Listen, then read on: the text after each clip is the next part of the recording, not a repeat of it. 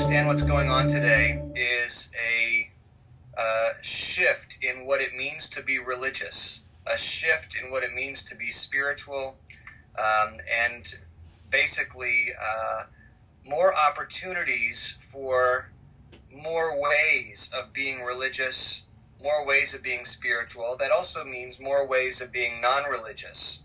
And so what is called sometimes secular culture or sometimes post-secular culture presents a major challenge for religions that were formerly fairly well habituated and established, at least in Western societies.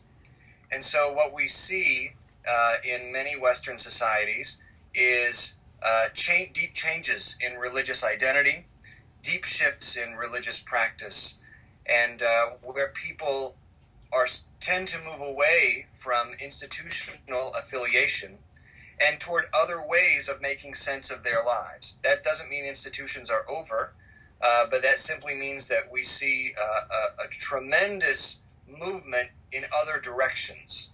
And that means lots of partial affiliation and lots of other curiousness and exploration, and an increasing sense in Western society that one doesn't need religion in order to have a good life. One can be spiritual on one's own terms or in alternative kind of communities. Now that's very interesting to me because it's interesting because growing up Catholic, I had thought that the Catholic institution was the name of the game, and the church was the place where one starts and where one ends. And I have come to see that there are many more ways of being than that highly affiliated way of being. You use the term deconversion, but can you explain what that is? And I suppose, again, particularly with regard to the Catholic Church. Sure. Deconversion is an academic term, and it just means the experience of turning away from the religious identity that one had held or one had been expected to hold in belief or practice. It means decelerating your belief or practice in a particular religious affiliation. So deconversion means just moving away. And that moving away can be intentional, saying I can't do this anymore, I can't believe this anymore, or it can be more passive and just kind of a sloughing off or a drifting. And often among Catholics, you see more of the drifting than you do of the active moving away. But deconversion is a major challenge in the West, not only in the West, but in the West for Catholicism. And we know that in many countries, the number of people who change their affiliation or deconvert is substantial, a plurality or a majority in most Western countries of baptized Catholics will reduce or decelerate their affiliation with the Catholic Church. And this is true, I know, in Australia, this is true in the US, this is true in many places around the world. So this presents a profound challenge for Catholicism in the contemporary world. Now, I know that you've used research done by the Catholic Church in Australia with regard to this, and maybe with regard to other issues as well. But can you tell me what were those findings and what did you learn from that? Well, basically, in Australia, there have been some studies that we have used, one in particular of Catholics who left, and it was what we call a qualitative study. That is to say, it was interviews with people who left the Catholic Church. And this came out about 10 years or so ago.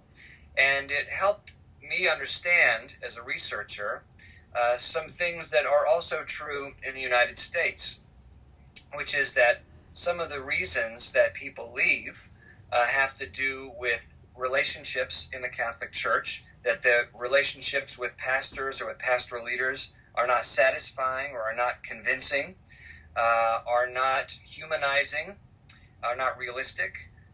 They have to do with ritual that the music at Mass or the music at worship is not inspiring. The preaching is not connecting. The worshiping community is not accepting or inviting. And they have to do with relevance. So relationships, ritual, and relevance. That the teachings of the church are often seen as disconnected from the way people really live today and the values that people really hold. Let's say about women, about sexuality, about ordinary life, about the way the church should be run, about the voices that are being listened to.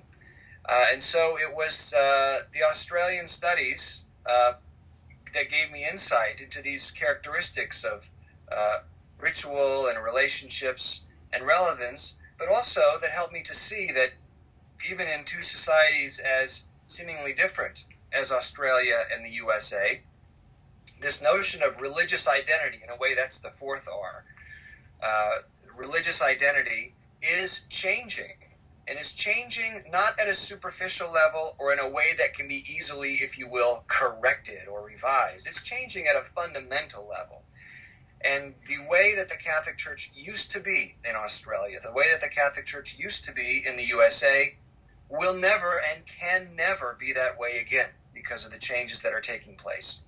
So there may be things drawing people out of the church, in the broader world, but also yes. I think you'd have to say that there are also a lot of internal problems. Now you've written about what you've called the church being in a long Catholic winter. Can you yes. Can you explain that? Yes, I use that phrase "long Catholic winter" inspired by a Catholic theologian from the 20th century. He was very influential at Vatican II, named Karl Rahner, who talked about wintertime in the Catholic Church. And this was during the pontificate of John Paul II, and the experience that many people had in the Catholic Church in the going into the late 70s and into the 80s about a tightening or a constriction on the earlier, more open spirit or the more experimental spirit in the Catholic Church that the Second Vatican Council embodied and also unleashed.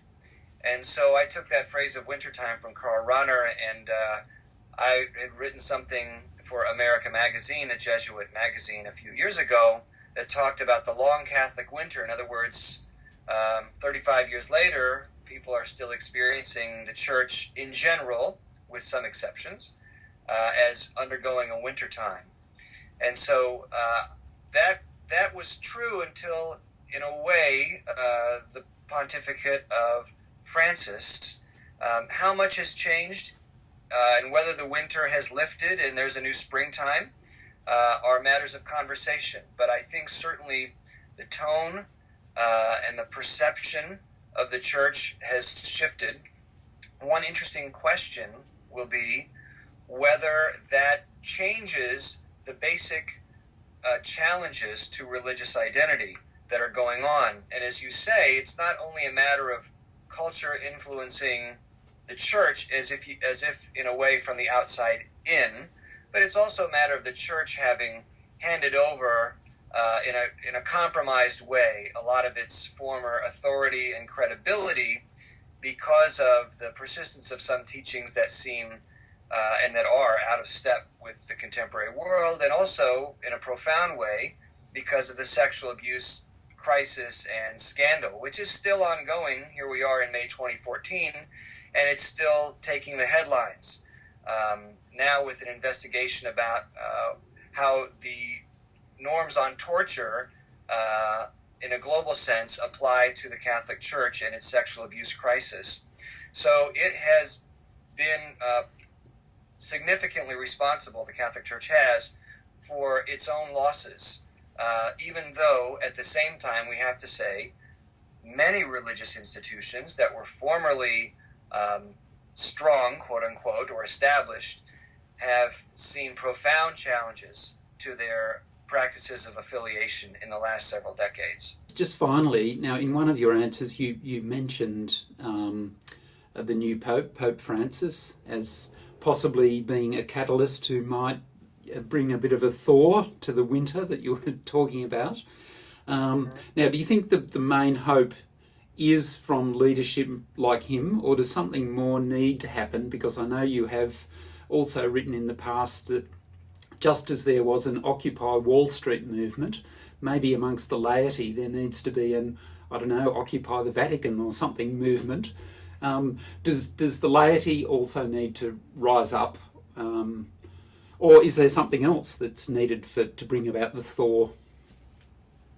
I think that's a great question, and I don't know if anyone has the answer to that. My sense is that the Catholic Church cannot help but change, because the Catholic Church is part of the larger culture where it is locally, but then also the larger global culture. So that the church necessarily changes because the people in and out of the church change. If people want to imagine more actively changing the Catholic Church to be in greater conformity, let's say, with the best it has to offer, then that change, I think, needs to come from several directions at once. The most important change will be at the ground level, which is why I had written earlier about taking the Occupy Wall Street idea and imagining what that would be like within the Catholic Church in terms of decentralization, greater ownership over the materials of the church and the identity of the church. As we see increasingly in the Catholic Church globally, lay people taking on more and more awareness of the theological tradition, more and more roles in ministry. In many places, lay people are the majority of ministers now in the Catholic Church, and within that laity, women, as a matter of fact, tend to usually be the majority of lay ministers. So on the ground, the church is changing in a dramatic way in many places, with women's leadership coming front and center more than ever. The more that those changes can be integrated into the overall structure and teachings of the church, the face that it presents to the wider public, the more that deep change in the church will happen, and will need to be met by change, if you will, from above, at the level of the bishops, including the Bishop of Rome, who I think in many countries will be following the laity, who are already several steps ahead of the bishops on many of these matters, which historically we know is quite common. It's not unusual.